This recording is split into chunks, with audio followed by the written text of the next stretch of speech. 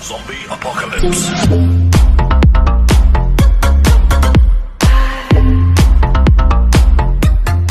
चलो।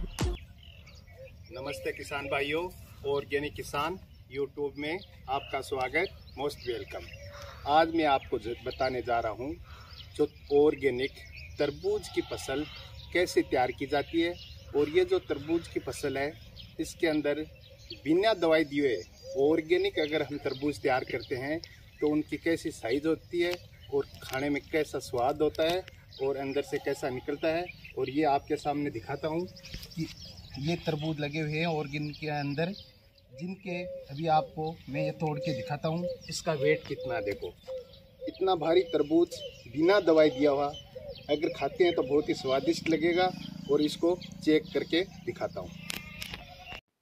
तरबूज मीठा और लाल हो तो उसकी मेन विशेषता कैसे हो और उसको कैसे पता चले, उसके लिए ये है कि तरबूज वो हमेशा ही देखने में वज़न में भारी होना चाहिए तथा गहरा होना चाहिए। जो वज़न में भारी और गहरा तरबूज होगा वो हमेशा ही तरबूज लाल एंड मीठा होगा। और इस प्रकार से हम तरबूज की ये पता बाहर से पता लगा सकते हैं कि ये तरबूज मीठा एंड अंदर से लाल है। और तरबूज खाने का सही समय कौन सा है वो भी मैं आपको बताता हूँ कि तरबूज कभी भी खाली पेट नहीं खाना चाहिए, क्योंकि खाली पेट तरबूज खाने से पेट में दर्द होने लगता है और इन्फेक्शन होने के भी चांस रहते हैं। इसलिए कुछ खाया हुआ हो उसके बाद ये तरबूज खाएं। और दिन में सबसे उपयुक्त समय 4 से 5 बजे का बीच का जो समय है वो सबसे उपयुक्त समय होता है, उसी समय तरबूज खाना चाहिए। और खाली पेट खाएं तो हल्का नमक लगाकर खाएं ताकि ये नुकसान नहीं करे, क्योंकि खाली पेट अगर खाएंगे तो पेट में दर्द होएगा, वो नुकसान कर सकता है। और धूप में गर्म हुआ तरबूज कभी नहीं खाएं, क्योंकि ऐसे खाने से पेट व सर में दर्द होने की संभावना रहती है। इस तरबूज को पानी में डालकर ठंडा कर लें और फिर खाएं, क्योंकि ठंडा तरबूज है वो नुकसान नहीं करता है। गर्म तरबूज है वो डाइजेशन भी ख़राब कर देता है। और तरबूज काट कर तुरंत ही खाएं। अगर तरबूज को काट लिया और उसके बाद उसको बचे हुए तरबूज को अगर फ्रीज में रख देते हैं तो उससे कई बीमारियां होने के चांस रहते हैं। और तरबूज खाने के बाद पानी कभी नहीं पिए, क्योंकि तरबूज में पानी और शुगर की मात्रा होती है जो फ्रुक्टोज के रूप में पाई जाती है। और तरबूज खाने के बाद पानी पीने से पेट में इन्फेक्शन होने के ज़्यादा से ज़्यादा चांस रहते हैं। इसलिए तरबूज खाने के बाद पानी नहीं पिए, पानी पहले ही पी लीजिए, क्योंकि बाद में अगर हम पानी पिएंगे तो इन्फेक्शन होने के चांस ज़्यादा रहते हैं। और साथ के अंदर जब भी हम तरबूज के बीज लगाते हैं उस समय ज़मीन है वो ऑर्गेनिक तरीके से उसमें खाद डाल के तैयार करनी चाहिए। ऑर्गेनिक तरीके से खाद के अंदर जहाँ तक हो केंचुए की खाद, गाय का गोबर, मिंगनियों की खाद और साथ में हल्की हम मुर्गियों की खाद भी डाल सकते हैं।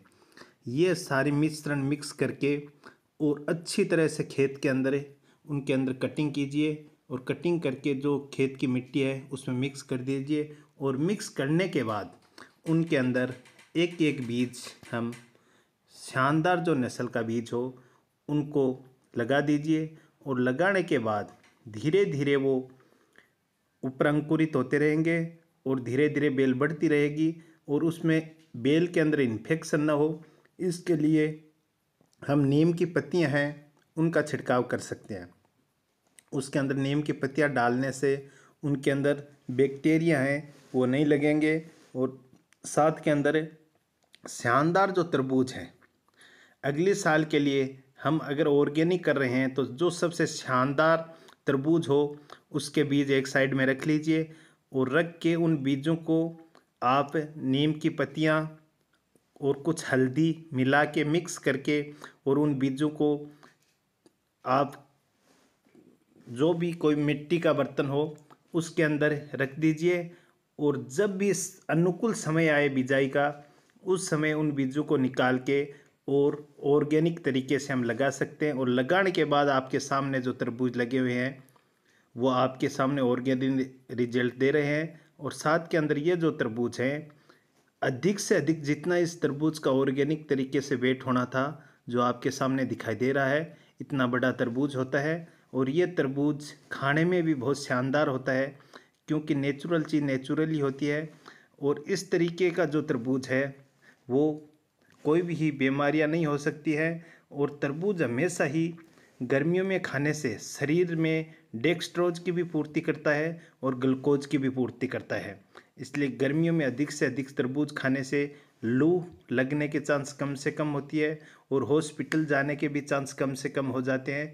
इसलिए गर्मियों के अंदर दवाई दिए हुए तरबूज यूज में नहीं लीजिए। जहाँ तक हो वहाँ तक के ऑर्गेनिक तरीके से जो तरबूज किए हुए हैं वो ही काम में ले, जिससे पूरे परिवार को बेनिफिट हो और अधिक से अधिक फ़ायदा हो।